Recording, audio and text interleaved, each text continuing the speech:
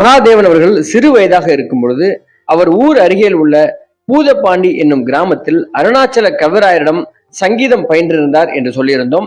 இவரின் கற்றறியும் வேகம் கண்டு மகாதேவனுக்குள்ள மிகப்பெரிய திறமை இருக்குது, அவன் பெரிய ஆளா வருவான் பாரேன் என்று அருணாச்சல கவிராயர் பார்ப்பவரிடம் சொல்லி பூரிக்க ஆரம்பித்தாராம்.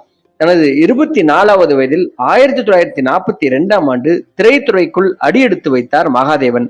மனோன்மணி என்கிற படத்துக்கு ஒரே ஒரு பாடலுக்கு இசையமைக்கும் வாய்ப்பு இவருக்கு கிடைத்திருக்கிறது. அந்த படத்தில் இவர் இசையமைத்த பாடல் தனித்து தெரிந்ததாம். கர்நாடக சங்கீதம் என்பது அறிந்தவர்களுக்கு மட்டுமே என்று நினைத்து கொண்டிருந்த காலம் அது. ஆனால் தன் இசையால் கர்நாடக சங்கீதத்தை எளிமைப்படுத்தினார் KV மகாதேவன். எளிய மனிதர்களுக்குமாக கொண்டு சேர்த்தார்.